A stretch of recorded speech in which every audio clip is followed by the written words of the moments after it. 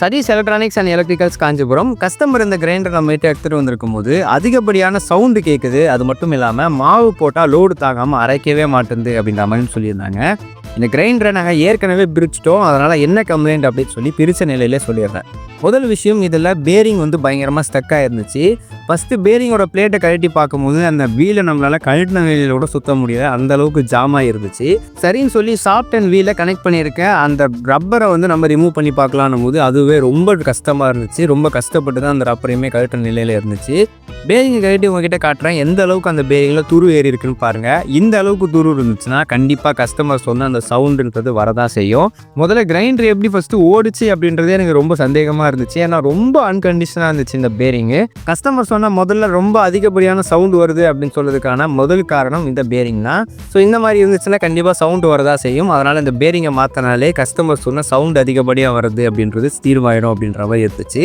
First நம்ம அந்த பேரிங்லேருந்து அந்த ஷாப்ட்டை தனியாக பிரித்து எடுக்கணும். அப்படி பிரித்து எடுக்கும் போது ரொம்பவே ஜாக்கிரதையாக இருக்கணும். இது ஒரு பிளாஸ்டிக் பிளேட் அப்படின்றதுனால நீங்கள் தட்டும் போதே பிளாஸ்டிக் உடையறதுக்கான வாய்ப்புகள் அதிகமாக இருக்கும். அப்படி இல்லைனா விரிசலாவது அட்லீஸ்ட் விட்டுரும். இல்லைப்பா சில இடத்துல அலுமினியம் கொடுக்குறாங்களே அப்படின்னு கேட்டிங்கன்னா அது அதை விட ரொம்பவே கொடுமையான விஷயம். தட்டினீங்கன்னா கண்டிப்பாக தூளாக பாம்பு வெடிக்கிற மாதிரி வெடிச்சிடும். ஸோ அதனால் ரொம்ப சூதானமாக பார்த்து நிதானமாக நீங்கள் அதை கழட்டுற மாதிரி இருக்கும். நெக்ஸ்ட்டு நம்ம ஒரு புது பேரிங்கை வாங்கி அந்த ஷாஃப்ட்டில் வந்து நம்ம லோட் பண்ணி ஆகணும். கிரைண்டரோட பேரிங்கை பொறுத்த வரைக்கும் 2 சைஸில் வருது. அந்த 2 சைஸில் உங்கள் கிரைண்டருக்கு என்ன சைஸ் இருக்குது அப்படின்னு சொல்லி கையோடு எடுத்துகிட்டு போய் கூட பார்த்து வாங்கிக்கோங்க. அப்படி இல்லைனா டெக்னீஷியன்ஸாக இருந்தால் கண்டிப்பாக அவங்களுக்கு நம்பர் தெரிஞ்சிருக்கும். அந்த நம்பரை வச்சு அவங்க சொல்லி வாங்கிடுவாங்க. ஸோ பேரிங்கை நம்ம கரெக்டாக அந்த ஷாப்பில் டைட்டாக அடிக்கிறோம். பேரிங் ரொம்ப லூஸாக இருந்துச்சு அப்படின்னா அதுவுமே சரிப்பட்டு வராது. இது எல்லாத்தையுமே பார்த்துட்டு நெக்ஸ்ட் அந்த வீலை ஷாஃப்ட்டுக்குள்ளே நீங்கள் ஃபிக்ஸ் பண்ணணும். வீலை ஃபிக்ஸ் பண்ணும் போதுமே வீல் ரொம்பவே படிமானமாக இருக்கணும். ஒரு பக்கம் ஏத்தம் இறக்கத்தில் இருந்துச்சு அப்படின்னா கிரைண்டரோட ட்ரம் வந்து ஓடும் போது அவுட்டர் அடிக்கும். அவுட்டர் அடிச்சுன்னா மாவு வரப்படாது. ஸோ இந்த பிரச்சனைகள் இருக்க தான் செய்யும். இது எல்லாத்தையுமே பார்த்துட்டு கிரைண்டரோட வீல் எந்த அளவுக்கு ஃப்ரீயாக இருக்குது அப்படின்னு சொல்லி சுற்றி காட்டுறேன், நீங்களே பாருங்கள். இந்த அளவுக்கு ஃப்ரீயாக இருக்கக்கூடிய வீல் முன்னாடி எந்த அளவுக்கு வந்து துரு பிடிச்சி டைட்டாக இருந்துச்சு அப்படின்ற மாதிரியும் பார்த்துருப்பீங்க.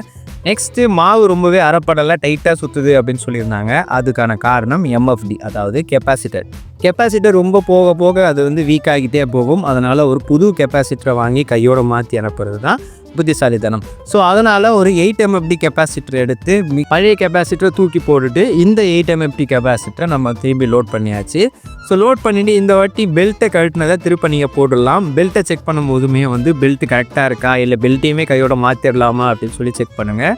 இந்த பெல்ட் நல்லா இருக்கவே நம்ம அதில் வந்து லாக் பண்ணியாச்சு. இந்த வாட்டி டோர் எல்லாத்தையுமே ஃபிக்ஸ் பண்ணிவிட்டு ஆன் பண்ணி பார்ப்போம் அப்படின்னு சொல்லி ஆன் பண்ணி பார்த்துருங்க. கிரைண்டரில் எந்த ஒரு சத்தமே இல்லை, எந்த ஒரு தடுமாற்றமே கிடையாது. ரொம்பவே ஸ்மூத்தாக ரொம்ப சாஃப்டாக வந்து ரன் ஆச்சு.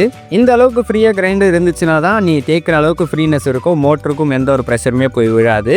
ஸோ அதனால் எதனா ஒரு சவுண்ட் கேட்டுச்சு அப்படின்னா பக்கத்தில் இருக்க மெக்கானிக்ஸ் கிட்ட கொடுத்து பார்த்துக்கோங்க. அப்படி இல்லைனா தாராளமாக நம்மளை கான்டாக்ட் பண்ணுங்கள், நான் உங்களுக்கு ஹெல்ப் பண்ணுறேன்.